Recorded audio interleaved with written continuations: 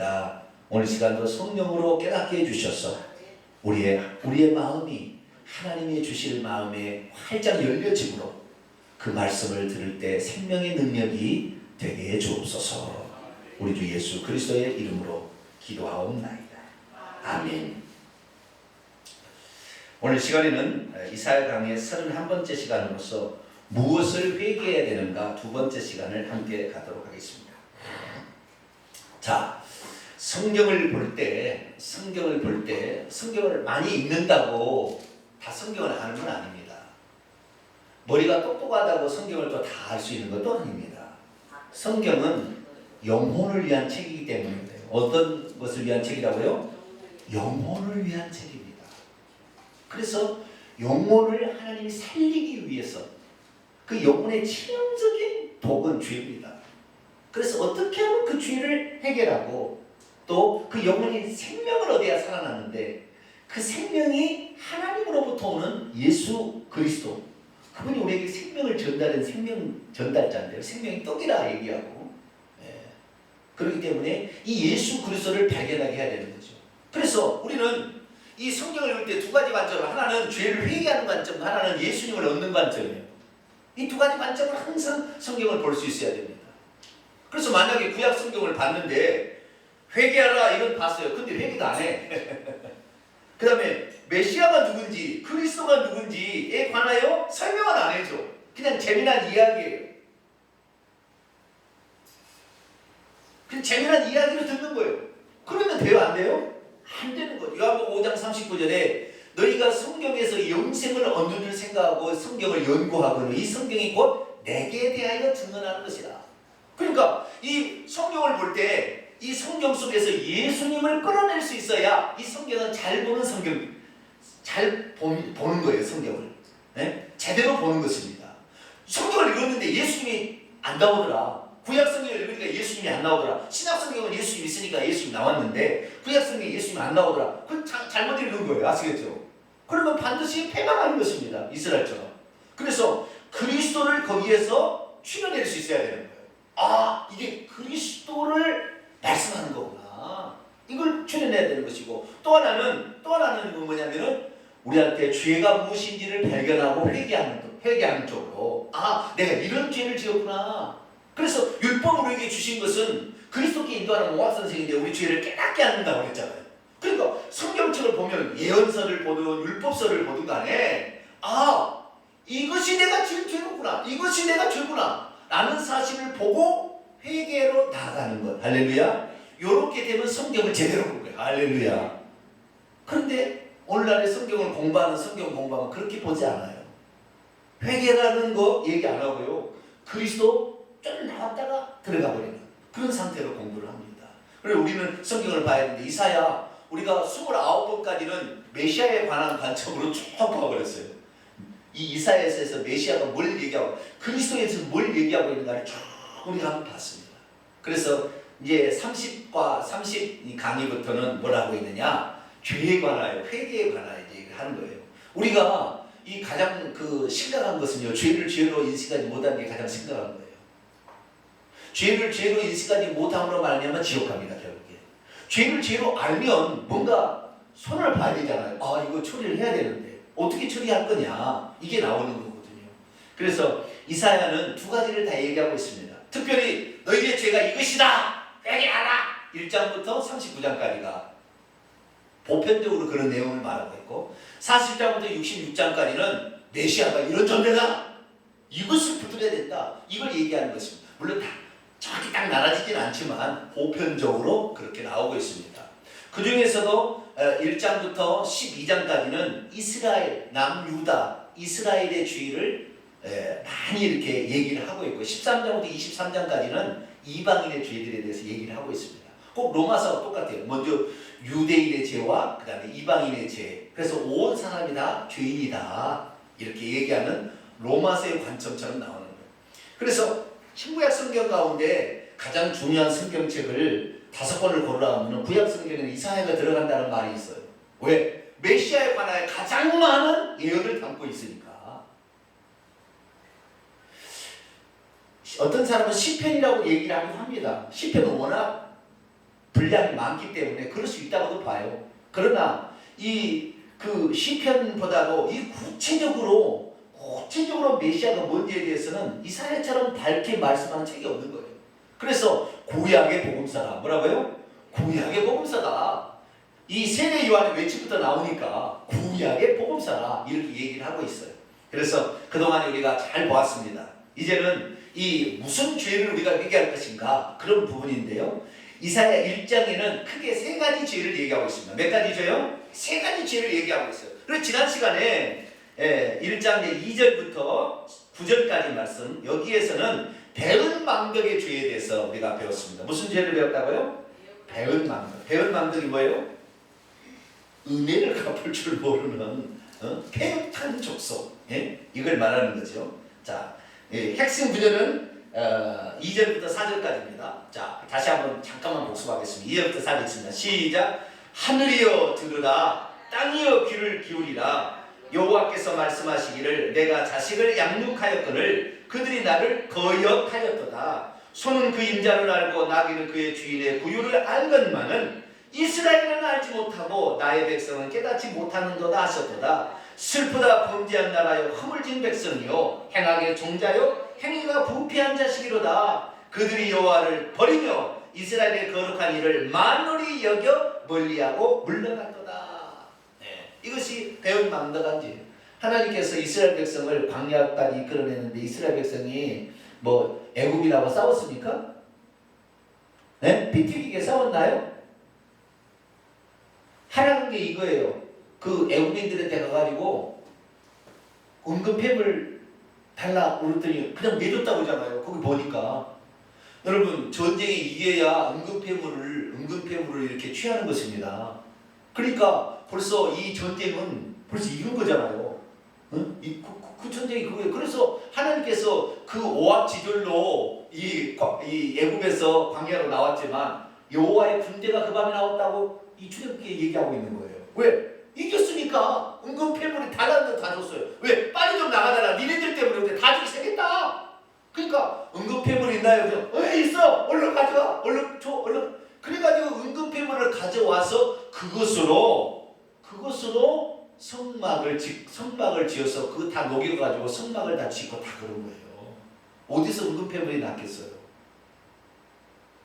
그러니까 이 이스라엘 백성들이 애굽에서 나올 때 지네들이 뭐 전쟁에서 은근패물을 취한 거 아닙니다. 죽여가지고. 그런 게 아니고 하나님이 다 10가지 재앙을 때려버리니까 그냥 저쪽에서는 그냥 아유 살려주십시오. 나가주십시오. 제발 좀 여기 좀 떠나주십시오. 이렇게 해서 나왔다 이 말이죠. 그 다음에 홍해를 건널 때도 뭐 지네들이 뭐 판자떼기로 배를 만들어서 건넜습니까? 그런 거 아니잖아요. 하나님이 길을 내셨어요. 할렐루야. 없던 길을 내신 거예요. 없던 길을. 그럼 마른 땅까지 건넜다고 그래요.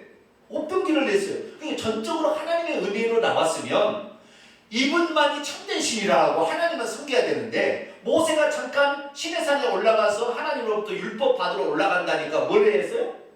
우리를 만들 신을 만들어야 된다.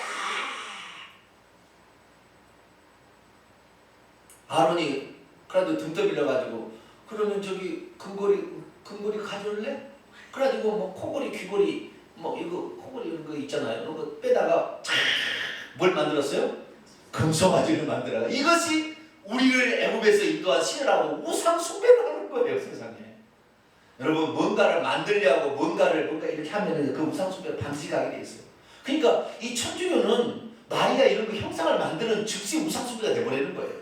우리는 절대 형상 앞에 뭘 예의를 표하면 안 돼요. 죽은 시체 앞에 놔도 우상 숭배인 거예요. 그 앞에 뭔가 하니까. 절대 그것이 없어야 돼요. 우리에게는 오직 아무것도 없고 오직 말씀을 통하여 하나님을 만나는 할렐루야. 영으로 하나님 만나는 그렇게만 돼야 되는 거예요. 이스라엘 민족은 광야에 나와가지고는요 조금 힘들다고 이제 그 땅에 들어가는지 합당한 사람인지를 알아보려고 하는데 불평불만하고 시험하고 원망하고 그 다음에 우상 숭배하고 음행을 저지르는 자 싹 광야에서 멸하는 거예요.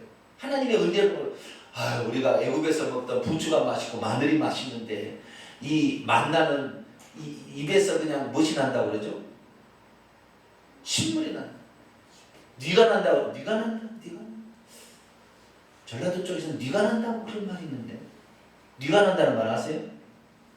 잘 모르시죠? 하도 많이 먹어가지고 먹기 싫은 상태를 말하는 표현 말이에요. 네가 이래 됐을 거예요.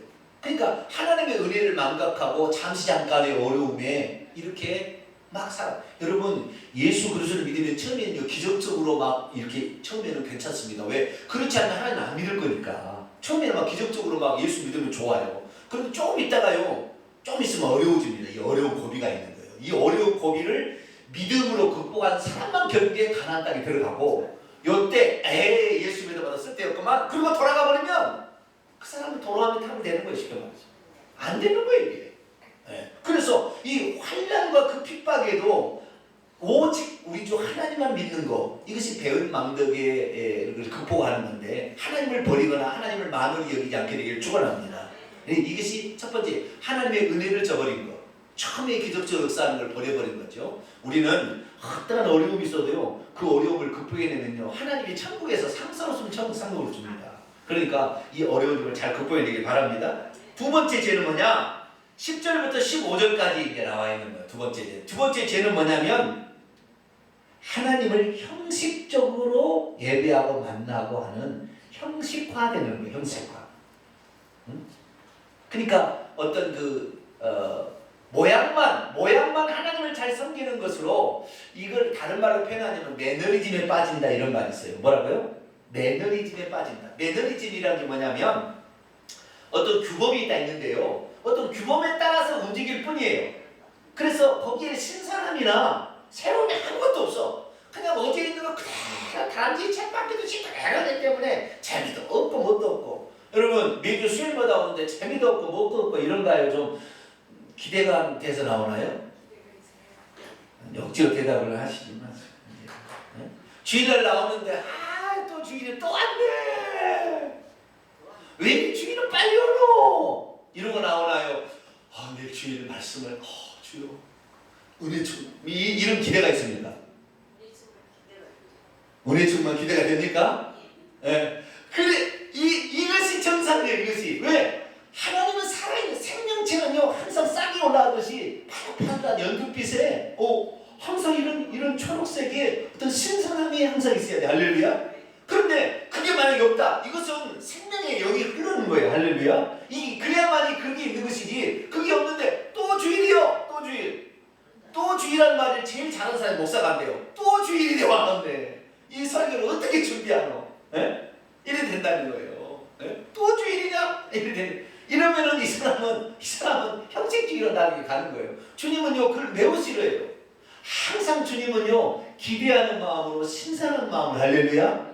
아침이 되면 신선하듯이 주일이 되면 또 주일, 주일 주여 이래 되는 거야. 할렐루야. 근데 참 여기 보니까 이스라엘 민족이요, 형식적으로는 얼마나 하나님 앞에 잘하는지 몰라. 재물 깨끗한 거, 좋은 거 들고요, 그 다음에 절기 되면 절기 다 지키고요, 그 다음에 안식일부터 시작, 안식일, 그 다음에 절기, 그 다음에 제사, 그 다음에 할례, 이런 거 있잖아요. 그 다음에 대회로 모이는 거 얼마나 잘하는지 몰라. 북한이요, 대회하면 얼마나 잘하는지 몰라.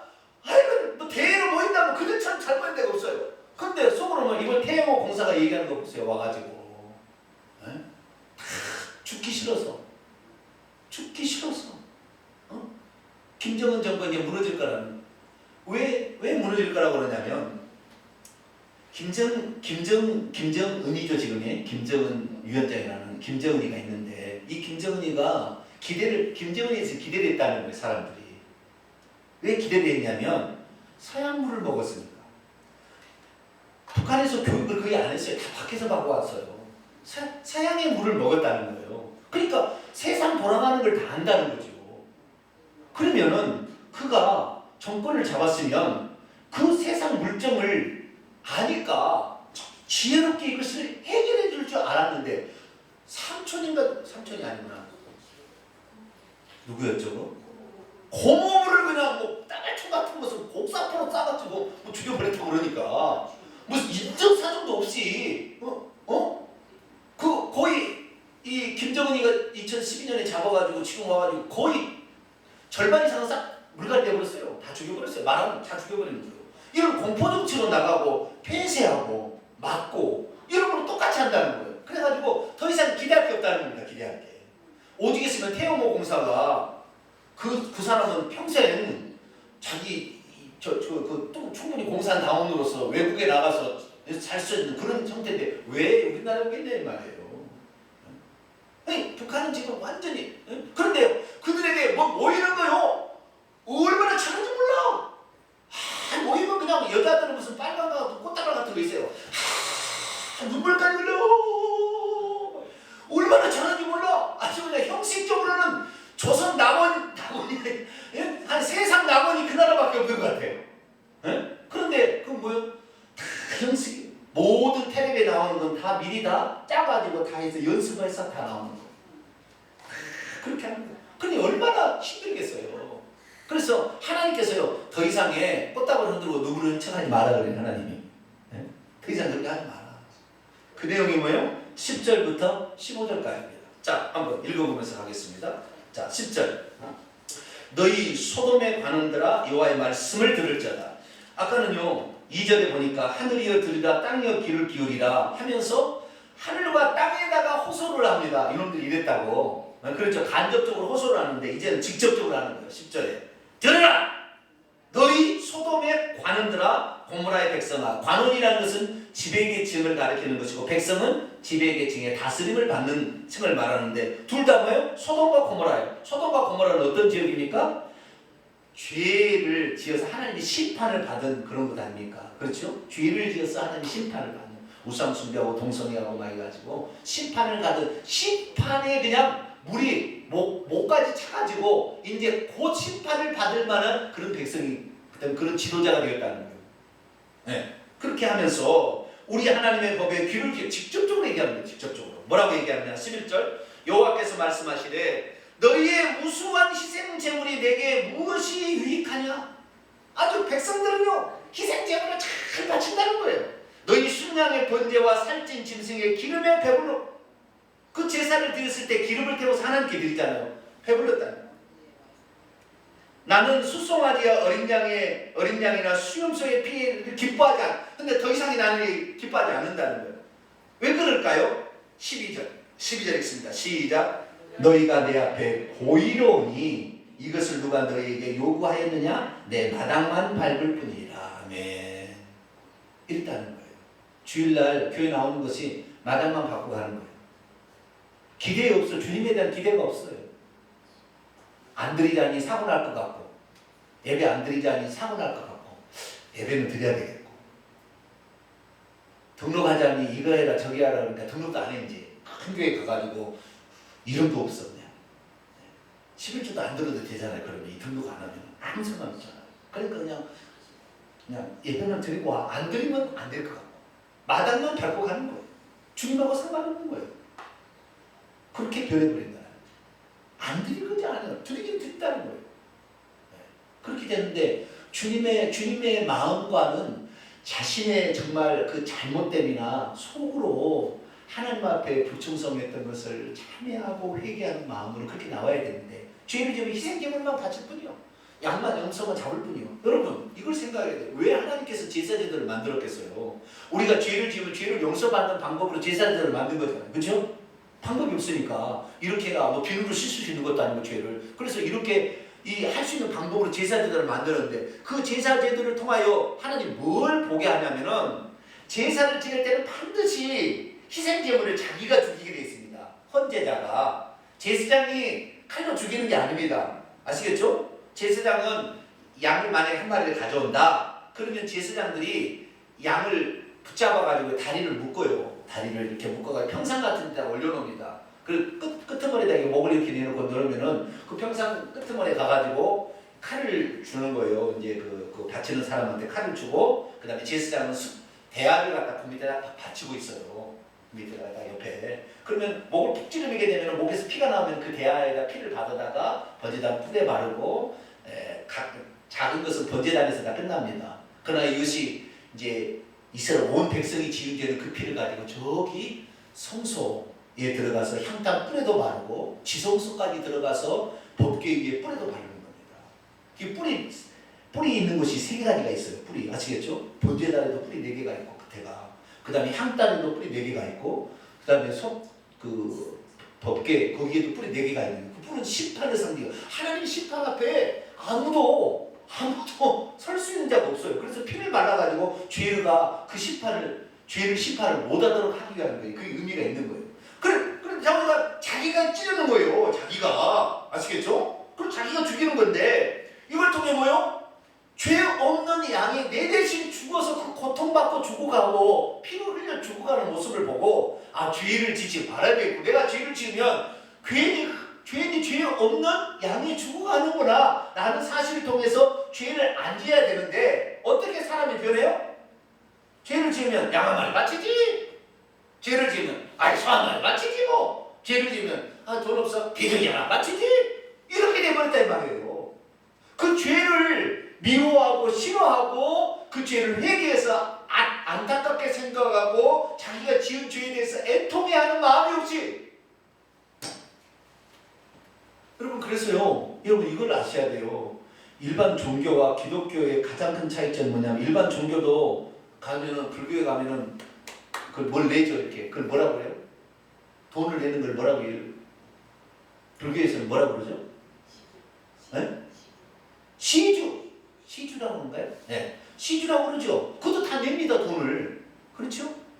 불교도 돈을 냅니다. 시주를 내는 거예요. 기독교도 헌금을 내는 거예요. 그러면 기독교와 다른 종교의 차이점이 뭔지 아세요? 이거 정확히 아셔야 돼요. 이걸 모르면 예수 믿어도요, 불교 믿는 식으로 예수 믿는 거예요. 그러면 헛된 거예요. 아무 의미 없어요. 세상의 모든 종교는 이 돈을 내는 것을 자기가 지은 죄를 용서받기 위한 방법처럼 내는 겁니다. 그러니까 불교는 돈을 많이 냅니다. 여러분들 불교를 안 다녀서 모르지만, 불교는 1,000원, 2,000원, 5,000원 이런 낸 게 없어요. 뭐 10만 원 막 이런, 최소한 10,000원이고요. 그들은 돈을 많이 냅니다. 왜냐하면 자신의 지은 죄를 용서받는데 그 돈을 내 가지고 용서받는 것처럼 낸다니까요.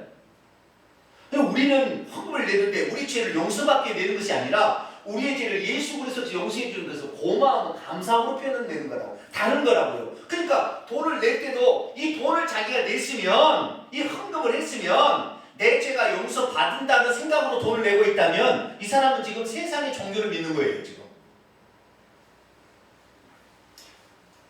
불이 들어왔습니까? 이 헌금을 내는 목적이 다른 거예요. 목적이. 우리는 그런 게 아닙니다. 그래서 만약에 우리가 형식적인 꼭 이런 거예요. 내 마음이 빠지고 나 죄 지었으면 양 한 마리 잡지, 이런 식으로 되는 거죠. 그러니까 내가 죄를 지었으면 이번에 뭐 돈 얼마 좀 내지, 감사도 했지, 이런 식으로 되는, 이게 된다면 이 사람은 종교예요. 그래서 내가 돈을 내야 기도 응답이 있을 것 같고, 내가 돈을 내야 문제가 없을 것 같고, 내가 돈을 내야 합격할 것 같고, 이렇게 해서 헌금에다 내게 되는 것은, 이것이 바로 종교적인 거예요. 그것이 바로 형식적인 신앙이 되는 거예요. 여러분은 그렇게 헌금하지 마시고 하나님의 예물을 드려도 하나님께 감사함으로 바치게 되길 축원합니다. 마음을 들여 바치라는 거예요. 적게 드려도 아무 상관없어요. 마음을 정성을 다해서 바치라는 거예요. 이것인 것이지 그것을 보속하기 위한 방법으로 쓰는 건 아닙니다. 그런데 이 이스라엘 백성들 어쨌느냐, 그때 당시 예배가 아니잖아요. 제사였으니까. 구약에는 어떻게 해요? 죄를 지으면 마음도 없어. 그냥 재물만 갖다 주면 되는 거예요. 그러니까 너희들은 마당만 밟고 간다. 오늘날의 기독교인들이 교회 나와서 그냥 안 나가면 이상하고, 그래서 그냥 신앙 지키는 거, 이것도 똑같은 거예요. 이거 위험한 것입니다. 하나님이 이것을 아주 싫어하십니다. 싫어한다고 나옵니다. 자, 봅니다. 14절 같이 읽습니다. 시작. 헛된 재물을 다시는 가져오지 말라. 분향은 내게 가증히 여기는 것이고 월삭과 안식일과 대의로 모인 것도 그러하니 송이 아울러 악을 행하는 것을 내가 견디지 못하겠노라. 내 마음이 너희의 월삭과 정한절기를 싫어하나니 그것이 내게 무거운 짐이라 내가 지기에 권비하였느니라. 아멘. 이게 무슨 말이냐면요, 이럴 가능성이 많아요. 죄를 지은 사람은요, 그 죄를 회개를 하지 않는 대신에 예물을 내서, 죄를 회개하지 않는 대신에 예물을 드림으로 그 죄를 용서받는 것처럼 냅니다. 이것이 세상 종교예요. 그런데 우리 주님이 바라는 건 뭐냐면은 너희가 제물을 드리는 것 이것만이 중요한 게 아니라 네가 지은 죄가 이렇게 처참하게 흠없는 제물을 죽였으니 나중에 메시아가 죽을 거 아닙니까? 하나님이 너의 죄로 이렇게 흠없는 다른 것이 죽어간 것을 애통해하고 다시는 죄를 짓지 않겠다 마음에 결단을 하고 악을 행했던 죄로 호박시켰던 모든 것을 버리고 죄를 벗어버리면서 예물도 드리고 죄를 싸워서 이겨가면서 예물을 드려야 이게 참다운 예물인데 속으로는 다 죄를 짓고 다 하면서 그것을 어떻게 회개를 안 하고 덮어서 제물로 드려가지고 용서를 받을 것처럼 이것이요 오늘날 제물만 드리는 게 아닙니다. 봉사도 그렇게 합니다. 죄를 많이 지은 사람이요 봉사 열심히 하는 거예요. 꼭 그런 건 아닙니다만은 그런 사람이 종교적인 사람이라 이 말이에요. 아시겠죠? 죄를 짓긴 지었는데 어떻게 할까 하다가 열심히 나는 봉사를 하는데 제가 용서되겠지 하고 봉사를 하는 거예요. 이게 위험한 것입니다. 그런 사람이 있어요. 그런 사람은 천국 가기 어려워요. 왜? 속에 죄를 없애야지. 속에 죄를 씻어내야 될 텐데 그 죄는 마음의 죄를 씻어내지 않냐고 겉으로만 열심히 충성하는 것처럼 헌금 잘 내는 것처럼 충성 봉사하는 것처럼 예배 잘 드리는 것처럼 이렇게 포장하게 되면 그 사람은 쓸모없는 거예요. 그게 아니라는 것입니다. 더 이상 그래서 그러려면 차라리 예물을 가져오지 마라. 차라리 봉사하지 마라. 하나님 얘기가 그래요. 차라리 그러려면 하지 마라. 왜? 너가 진짜 네 속에 마음의 죄를 회개를 하고 하나님 앞에 씻어내기 위해서 애통해하고 그 죄하고 이기지 못하는 데서 가슴을 치며 통곡하며 이렇게 나와야 되는데 왜 그걸 빠지고 형식적으로만 예물을 드리면 되고 예배시간 참석하면 되고 이렇게 되느냐 이걸 말하고 있는 거죠. 우리는 형식적인 신앙에서 벗어나게 되기를 축원합니다. 오히려 그래서요 주님께서는 안식일 지키고 월삭 지키고 정한 절기 지키는 걸 싫어합니다. 나중에 어떻게 하겠냐면요 나중에 이것을 폐해버린다고 얘기합니다. 이 이사야 당시에 북이스라엘은 호세아 아모스라는 사람이 동시에 활동했습니다. 그때 당시에 그때 호세아가 이렇게 말합니다. 자 호세아서 1장을 봅니다.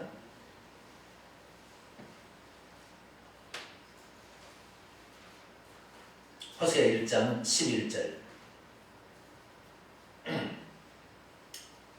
호세아 1장 11절 이 이사야가 활동하던 시대 북쪽에서는 호세아 아모스가 활동하고 있었어요. 남쪽에서는 미가 이사야가 활동하고 있었어요. 자 호세아 1장 11절 읽습니다. 시작. 내가 그의 모든 희락과 절기와 월삭과 안식일과 모든 명절을 폐하여 버리리라. 왜?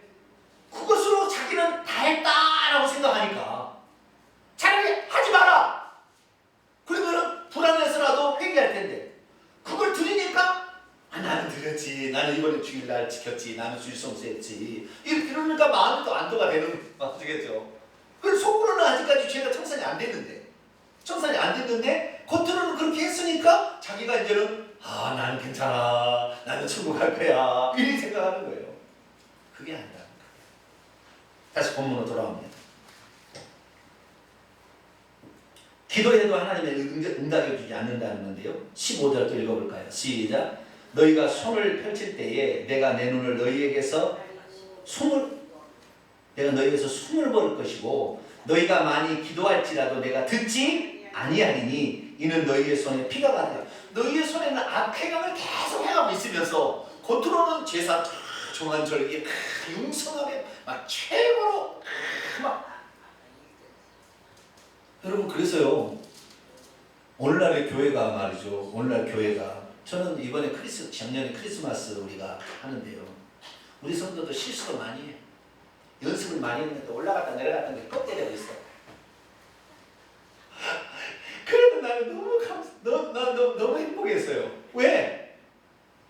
잘 맞춰서 정말 무대 잘 꾸며서 조명까지 들어가지고 착착착착착 맞는 것보다 내가 그런 어린아이처럼 틀려도 동방박사 우리가 참 나와가지고 포장 얘기했는데 얼마나 동방박사처럼 그래도 자우지가 우리가 부족해도 하나님 앞에 어린아이 같은 심정으로 나와서 나도 동방박사처럼 주님을 나도 경배하고 찬양하러 갑니다. 어? 그런 마음으로 우리가 우리의 마음을 들을 때 하나님 그걸 받으시는 거예요. 할렐루야. 참 조직화되고 참 포장이 되고 멋지게 잘하는 사람들만 불러다가 신앙이 없는 사람이 꽉 찼어요.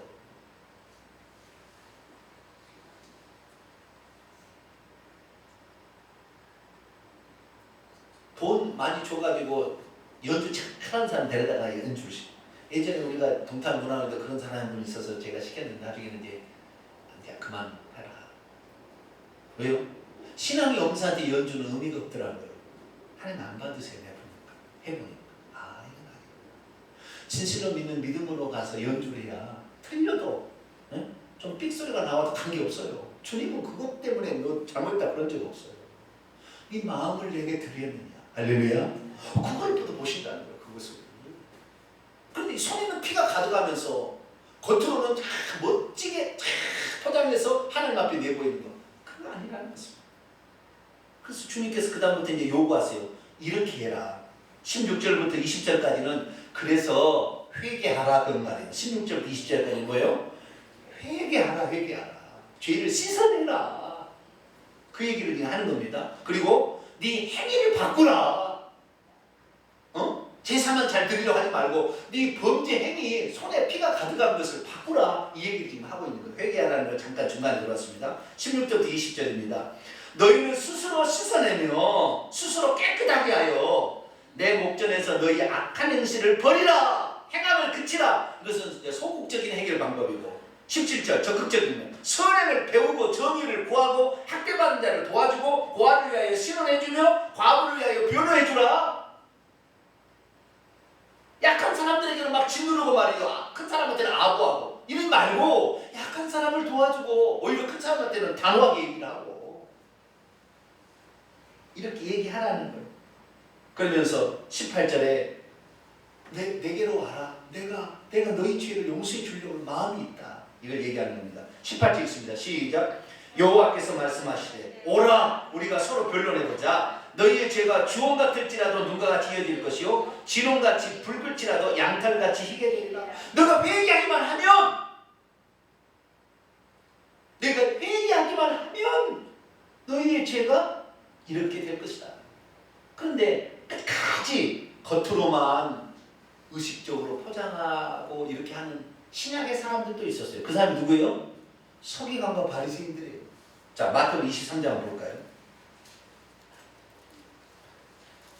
마음으로 통회하고 작업감 없이 형식적으로만 신앙생활하는 거, 예물로 보석하고 봉사로 보석하고 뭐 그러려고 하면 안 되는 겁니다. 주님 그걸 싫어하세요.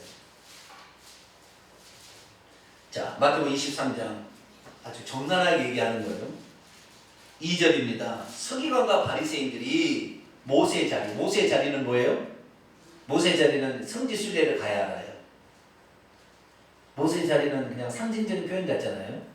근데 그 예수님께서 가버나움에 사셨잖아요. 3년 반 동안. 가버나움 회당이 엄청 큽니다. 가버나움 회당이 엄청 커요. 다른 회당보다 엄청 크거든요. 기둥들이 남아있습니다. 근데 가버나움 그 회당에 보면 모세의 자리가 있어요. 그 모세의 자리가 뭐냐면 거기에서 말씀을 전할 사람이 앉아있는 자리예요. 그날 말씀을 전하는 사람이 있어요. 아시겠죠? 그 모세의 자리가 있다고 진짜 율법을 전하는 가르쳐주고 설명해주는 랍비 같은 사람이 앉아있는 자리가 모세의 자리예요. 모세의 자리에 앉았으니 그러므로 무엇이든지 그들이 말하는 바는 행하고 지키지만 그들의 행위는 본받지 말라. 말은 아주 잘한다 저렇게. 그런데 속으로는 안 한다는 거예요. 행위는 안 한다는 거죠. 말만 하고 그들은 말만 하고 행하지 아니하고 또 무거운 짐을 묶어 사람 어깨에 지우되 자기는 이것을 한 손가락으로도 움직이려 하지 아니하고 그들의 모든 행위는 사람에게 보이려고만 하지 하나님께는 아니고 사람에게 보이려고만 하니까 경문길을 넓게 하고 옷수를 길게 하고 잔치를 윗자리 앉고 해당에 높은 자리에 앉고 시장에서 문안받고 사람들이 랍비라 칭함받는 거 이런 거 좋아한다는 거예요. 그러나 너희는 이렇게 하지 말라 하면서 자 13절 화 있을진저 외식하는 서기관과 바리새인들이여 너희는 천국 문들을 사람 앞에서 닫고 너희도 들어가지 않고 들어가려 하는 자도 들어가지 못하게 이런 거예요. 같이 나와요. 23절 화 있을진저 외식하는 서기관과 바리새인들이여 너희가 박하와 회양과 근처의 11조는 들이되 율법에 더 정한 바 정의와 긍휼과 믿음은 버려버렸다. 그러나 이것도 저것도 버리지 말고 다 행해야 된다. 11조만 들었다고 잘한 것이 아니라 네의 의로움과 그 다음에 자비로움과 믿음도 함께 드려야 된다는 거예요. 여러분 박하, 회양, 근체 11조 드리려면 얼마나 있는지 아세요? 회양 아세요? 회양? 회양. 저는 회양을 잘 몰랐는데요. 충청도 어디를 가니까 회양이라고 갖다 놨더라고요.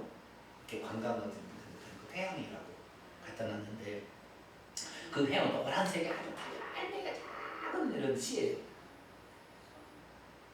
근데 이런 그 회양, 이 회양이 뭐냐? 냄새가 상당히 좋아요. 냄새가 상당히 좋은데 11절 어떻게 내느냐? 자, 이제 내가 서기관이에요. 서기관. 자, 11절 어떻게 내느냐?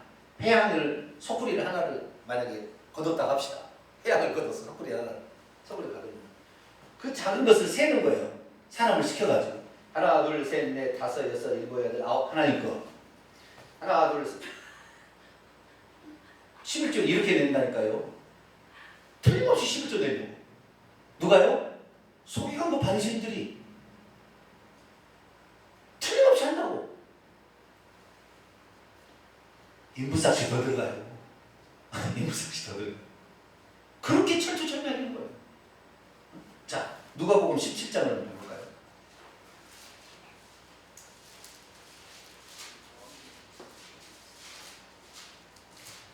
서기관과 그러니까 서기관이 아니라 바리새인과 세리의 기도가 나옵니다. 9절 이하를 보면 누가복음 18장 9절 이하를 보게 되면 17장의 18장 9절 이하를 보면 두 사람의 기도가 나와요. 바리새인, 외식하는 바리새인의 기도와 그 다음에 통곡하며 가슴을 치며 마음을 찢어져서 기도하는 세리 죄인의 기도가 거기에 나오는 겁니다. 10절 보니까 두 사람이 기도하여 성전에 올라가면 하나는 바리새인, 하나는 세리였습니다. 바리새인이 서서 따로 기도하여 말합니다. 하나님이여, 나는 여러 다른 사람들 토색, 불이 가늠하는 자들과도 전혀 같지 않냐. 이 세리와도 같지 않냐. 감사합니다. 이 사람은 지금 누구 자랑하고 왔어요? 나는 교회를 위해서 이렇게 헌신을 하고 내가 이렇게 저런 것들하고는 차이가 납니다. 그렇게 좀 하고 자빠졌습니다. 대화 안 돼요. 그러면 안 된다는 거예요. 네. 자, 12절 있습니다. 시작. 나는 일에 2번씩 금식하고 소득의 11절을 드리나. 아까 11절 어떻게 들어요? 자, 회양의 11절을 드립시다. 하나, 둘, 셋, 넷, 다섯, 여섯, 일곱. 하나, 둘, 셋, 넷. 이렇게 드리고 있다니까요. 마음은 없어. 마음은 자신이 남을 학대하고 괴롭히고, 그 다음에 약한 자들을 막 힘들게 하고, 그 다윗의 비유처럼 친구 찾아왔다고 가난한 양 뺏었다가 자기 대접해주고 이런 나쁜 짓을 한다 이 말이에요. 그런데도 이런 죄악들은 회개하지 아니하고 이런 죄를 버리지 아니하고 하나님 앞에 드려야 될 것 철두철미하게 제대로 딱 드리고 있다 이 말이에요. 그런데 세리 기도를 봅시다. 13절 세리는 멀리 서서 일찌감치 서서 감히 눈을 들어 하늘을 쳐다보지도 못하고 가슴을 치면서 막 하나님이여 나를 불쌍히 여겨주소서 나는 죄인입니다. 그런 기도를 하더라는 거죠. 14절 내가 너희에게 이르노니 이에 저 바리새인이 아니고 이 사람 이 죄인이 세리가 의롭다 하심을 받고 그의 집으로 내려갔다. 이렇게 하나님 예수님은 비유로 말씀하고 있는 것입니다. 그러니까 이 서기관과 바리새인들에게는 외식하는 서기관과 바리새인들이요 뱀들아 독사의 자식들아 이렇게 야단을 친 겁니다. 그러니까 우리는요 겸손하시길 바랍니다. 진실하시길 바랍니다. 그리고 형식적으로 말하지 말고 내실적으로 두 가지 다 가야 됩니다. 어떤 사람은 형식을 또 무시하는 사람이 있어. 마음으로만 자기가 하나님을 잘 섬기면 되지 않겠냐 이러는데 마음으로 섬기는 것이 형식으로 나오는 겁니다. 나는 마음으로 하나님 섬기니까 나는 교회 안 나오고요. 집에서 인터넷으로 방송을 보고 헌금은 그냥 부자로 계좌 이체를 하고 하겠다. 돼야 안 돼요? 네? 똑같이 집에서 예배 찬송하고 기도하고 말씀 듣고 부자로 착 벌고 돼요 안 돼요? 자기 마음대로 네? 마음만 있으면 된다 이렇게 하는데 그게 아니라 형식도 반드시 따라가야 되는 것입니다. 여러분 그 형식이요, 형식이 내용을 보존한다는 말도 있어요. 물론 그 형식주의라 가면 안 되겠지만 형식이 내용을 보존하는 거예요. 모든 내용은 왁구에 따라서 그 내용이 채워집니다. 왁구가 네모면 네모 왁구가 되고요. 세모 왁구면 세모로 바뀌어지는 거. 둥그런 왁구로 들어가면 둥그렇게 변형되는 거죠. 그렇죠? 그러니까 그 어떤 왁구를 어떤 박스를 만드느냐에 중요한 거예요. 그리고 우리가 주일 낮예배 포맷을 딱 만드는데 어떤 왁구로 딱 짜느냐, 이것이 아주 중요한 것입니다. 이거 하나하나가 그래서요, 어떤 데는 어떤 그 형식적인 걸 많이 넣어가지고 형식으로 하는데 천주교는요 말씀이 없으니까 그거는 완전 진짜 거룩이야. 어떤 형식 하나하나도 얼마나 거룩한지 몰라. 그런데 그 형식이 사람을 바꾸는 게 아니에요. 내용이 바꾸는 건데 그런 형식만을 죽여버리니까 천주교에서는 구원받을 사람이 거의 없어요. 그런데 우리같이 예수 그리스도 내용을 알고 말씀의 중요성을 알고 이런 사람들이 형식까지까지 찬양 하나를 불러도 진실로 부르고 할렐루야.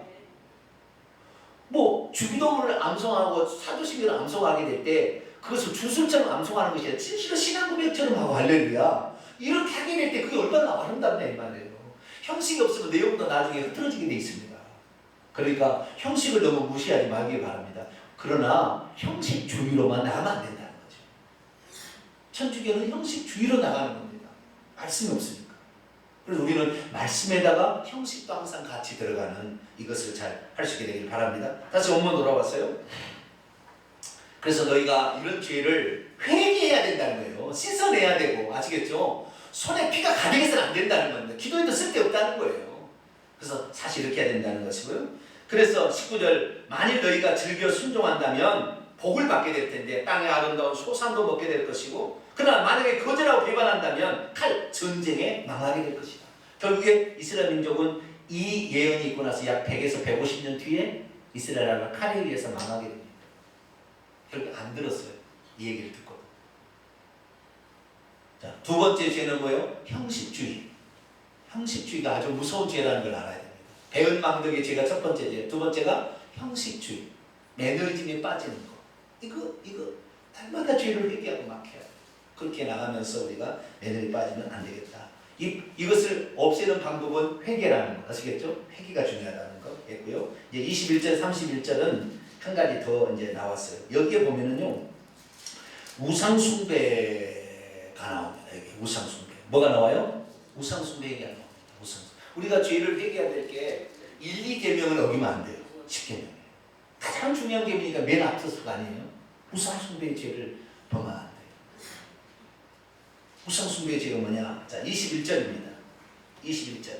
읽습니다. 시작. 신실하던 성읍이 어찌하여 창기가 되었는고, 정의가 그게 충만하였고 공의가 그 가운데 거하였는데 이제는 살인자들 뿐이로다.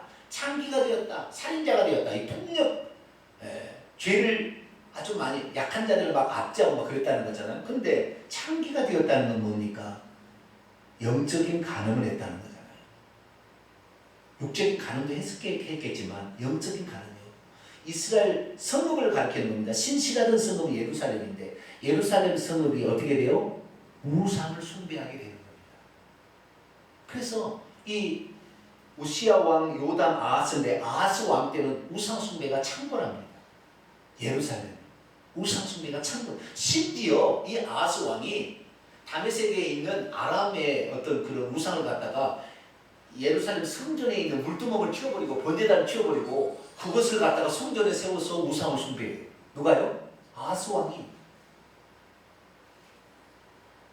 예루살렘의 신실하던 성읍이 하나님만 섬기던 그곳이 하나님을 안 섬기고 다른 것도 섬긴다 이 말이에요. 같이 섬기는 거예요. 안 섬기는 건 아니고 같이 섬기는 것입니다. 오늘날 예수 믿고도 전 보러 가는 사람이 있잖아요. 예수 믿고도 사주팔자 관상 보러 가는 사람도 있잖아요. 예수 믿고도 부단 사람도 있대요. 부단 사람도 있대요. 안 풀린다는 거예요. 구슬 한번 해야 풀릴 것 같다. 이건 완전히 망하는 짓입니다. 우리는 우리는 어떻게 했냐? 우리는 지조를 지킬 줄 알아야 돼. 따라서 지조를 지키자. 뭘 지켜요? 신앙의 지조를 지켜야 돼요. 신앙의 지조를. 그들은 얼마만큼 했냐면 뒤에 이제 나옵니다. 뒤에 나왔죠. 보겠습니다. 26절 보세요. 중간에 보면 내가 의의 성읍 신실한 고울이라 다시 불려지게 되려면 어떻게 되냐면 28절 패역한 자와 죄인은 함께 패망하고 여호와를 버린다도 멸망할 것인데 너희가 기뻐하던 상수리 나무로 말미암아 너희가 부끄러움을 당할 것이요 너희가 택한 동산으로 말미암아 수치를 당할 것이다. 이 동산에 상수리 나무를 심어서 그 상수리 나무 아래 가서 뭘 했어요? 우상을 숭배했습니다. 우상을 숭배했어요. 자, 이사야서도 그런 말이 나옵니다. 51장을 볼까요? 아니 57장. 이사야 57장 5절 봅니다. 이사야 57장 5절. 성전에 가서는 하나님을 섬겨요. 그리고는 동네에 가서는 그 상수리 나무 하나 또 비는 거예요. 아시겠죠? 두 가지 신을 섬기는 거예요. 자, 57장 5절입니다. 시작. 너희가 상수리 나무 사이 모든 푸른 나무 아래에서 음욕을 피우며 골짜기 가운 바위 틈에서 자녀를 도살하는도다. 이게 영적인 것을 말하는데요. 상수나무 푸른 나무 아래 가서 영적으로 우상을 숭배하는 거예요. 이 우상은 뭐냐면 아세라 우상이었습니다. 무슨 우상? 나무로 만든 아세라 우상. 그리고 골짜기에 가가지고는요 몰래 신을 섬기는데 자녀를 불로 지나가게 해가지고 불에다 태워서 죽여요. 제사를 드려서 자기가 잘 되는 거예요. 몰래 신을 섬기는 거예요. 이거 누구의? 아스왕 때 그런 거예요. 아스왕 때. 그래서요 아스왕이 남유다의 패망의 결정적인 왕이에요. 그 다음에 나중에 므낫세 히스기야 왕의 아들 므낫세 때 완전히 패망 끝내버려. 하나님이 이제 므낫세 때 딱 끝내버리게 되는 거예요. 그래서 3대만에 끝내버리는 거예요. 그래서 우상숭배. 근데 우상숭배가 그런 것만 하는 게 아니라 다른 데도 나옵니다. 에스겔서 6장을 한번 볼까요? 상수리 나무 안에서 뭐 있는가? 에스겔서 6장 13절.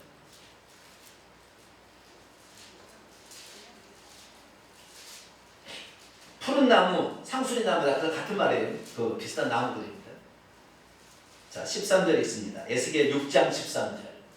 시작. 그 죽임당한 시체들이 그 우상들 사이에 제단 사방에 각 높은 고개 위에 모든 산 꼭대기에 모든 푸른 나무 아래에 무쌍한 상수리 나무 아래에 곧 그 우상에게 분향하던 곳에 있으니 내가 여호와니. 그 사람들이 하나님을 섬길 뿐만 아니라 동네 상수리 나무 푸른 나무 아래에서 그냥 향을 피우고 그냥 빌고 절을 하고 아세라 목상을 만들기도 하고 그냥 거기 자체다도 숭배하기도 하고 이렇게 하면서 우상을 숭배한 것입니다.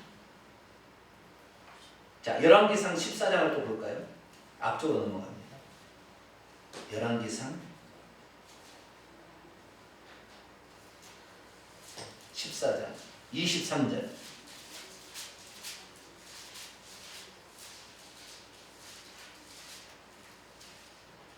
열왕기상 14장 23절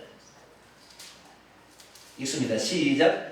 이는 그들도 산 위에와 모든 푸른 나무 아래 산당과 우상과 아세라상을 세웠습니다.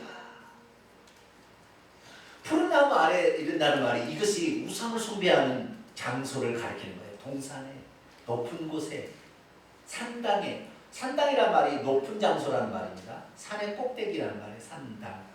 네? 그런 데다가 우상을 숭배를 했다는 거예요. 자기가.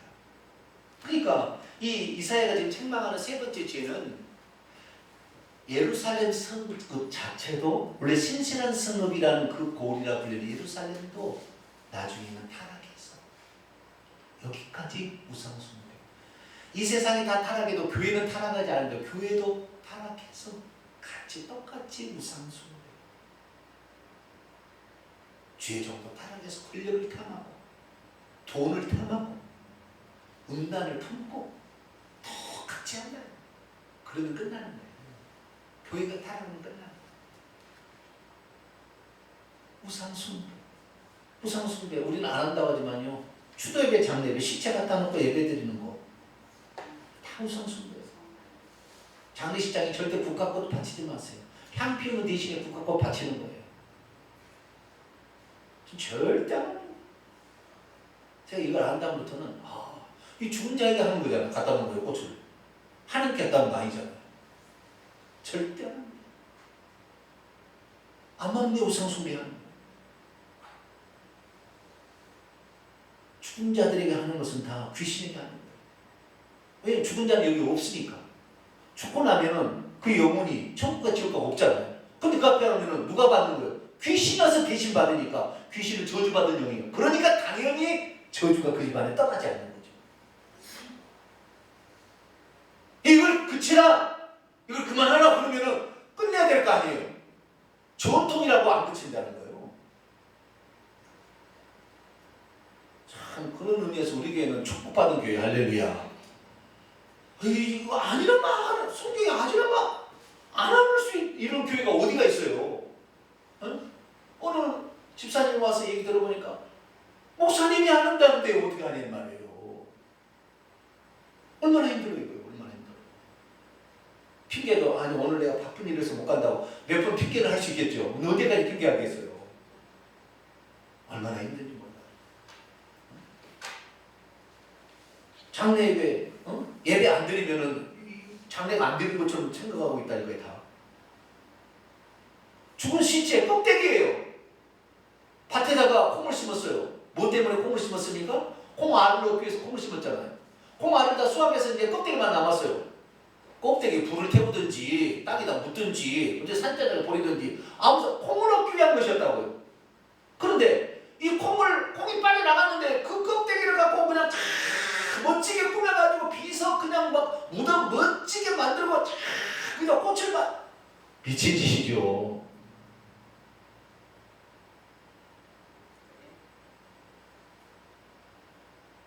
그런데도 그렇게 하는 거예요 지금. 왜? 옛날부터 해왔다니까. 장로들의 유전과가 똑같은 거예요. 우리는 그거 절대 하면 안 됩니다. 할렐루야. 자식들한테도 유언해야 돼요. 나 죽거들라면 절대 예배드리지 마라.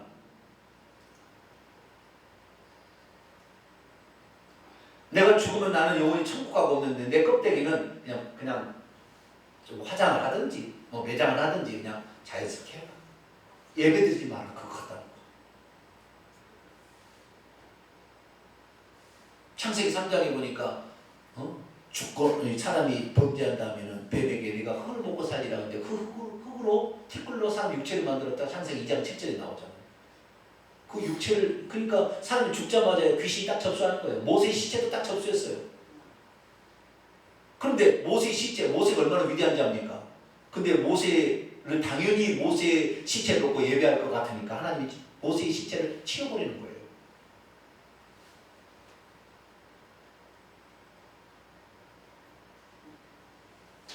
어떤 데는 슬퍼할 수는 있죠. 슬퍼할 수는 있죠. 그러나 예배드리는 건 안 된다 이 말이야. 아시겠죠? 슬퍼할 수, 왜냐하면 정도 있으니까 슬퍼할 수 있어요. 너무 오래 슬퍼하는 것도 좋은 건 아닙니다. 그럼 반드시 또 귀신이 뜬답니다. 우리는 죽은 자들에 대해서는요 잊어버리자 빨리. 우리는 살아있을 때 효도해야 되는 것이고요. 살아있을 때 회개하는 것을 죽었으면 그냥 편안하게 그냥 가면 되는 것이지 그것 따라 뭐 정성스럽게 하는 건 안 돼요. 그러나 귀신들이 다 무섭게 하니까 우리나라는 얼마나 그것을 제사를 멋지게 드리려고 했는지 몰라요. 근데 이건 아닙니다. 우상 숭배. 이거 하나님 어떻게 하겠냐면요. 자, 이사야 1장 30절 마지막입니다. 이사야 1장 3절 시작. 너희는 잎사귀 많은 상수리 나무가 될 것이요 물 없는 동산 같게 될 것이다. 하나님께서는 이렇게 해버린다는 것입니다. 상수리 나무가 잎사귀 말라버려서 경계할 수 없게 만들 것이고 동산을 기근을 보내서 말라 비틀어지게 버리겠다는 거예요. 우리가 계속 우상 숭배하면 이 나라요 전쟁으로 기근으로 전역격으로 쳐버리는 거예요. 하나님. 그리고 지금 왜 닭이 이렇게 수 2천만 마리? 얼마? 닭이 죽어가잖아요. 하나님이 치는 거예요. 사람 치기 일본 직전입니다. 우리는 빨리 얘기해야 돼요. 언제까지 이걸 지금 갈지 몰라. 이거 하면 안 돼요. 이렇게. 영적으로 너무 힘들어요. 그래서 우리는 우상숭배 이거 매우 중요한데 골로새 3장 5절 보면은요 탐심 우상숭배라고 나와 있어요. 탐심 우상숭배.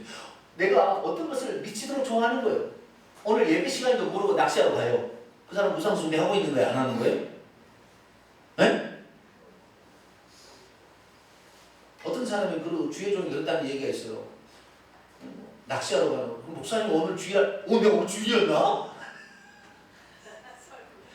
어디 섬에 낚시하러 간다고 아주 화려하게 뭘 맞춰 가는데 말이 안 되는 얘기지만 그럴 수도 있다는 거예요. 말이 안 되는 얘기예요. 그만큼 좋아하면 안 돼요. 여러분 술과 담배를 하면 이게 지옥 갑니다. 결국에. 왜? 하나님 위에 다른 것으로 위안을 받기를 하는 거나 하나님 위에 다른 것으로 평안을 추구하거나 스트레스 해소하는 그것이 우상이에요. 술과 담배가 지옥 가게 만드는 것입니다. 우리는 하나님 위에 다른 게 우리는 하나님 앞에서 뜨겁게 기도하고 찬송하고 뭐 스트레스 받을 일 있으면 그냥 쫙 하나님 앞에 하세요.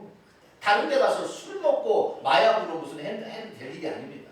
우리는 오직 하나님 앞에 회개하고 그냥 부르짖고 안 되면 서로 울고 그냥 막 하나님 나왔어. 이렇게 해서 모이는 것이 즐겁고 찬송하는 게 즐겁고 말씀 듣는 게 행복하고 할렐루야.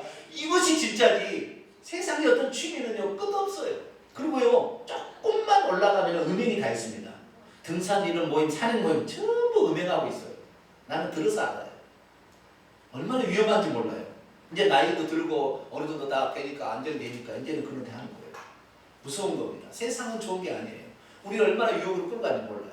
우리는 오직 나이가 들수록 하나님께 와서 예배 시간에 잘 듣고 책망을 듣고 회개하고 이렇게 나가야 우리가 정상이 되는 거니까.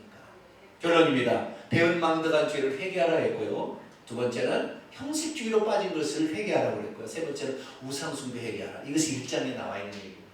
우리는 이 세 가지 죄를 회개함으로 말미암아 우리가 심판, 칼과 기근과 전쟁으로 칼과 기근과 전염병으로 죽지 아니하고 또 지옥에 떨어지지 아니하고 꼭 천국에 들어가는 저와 여러분 되시기를 간절히 바랍니다.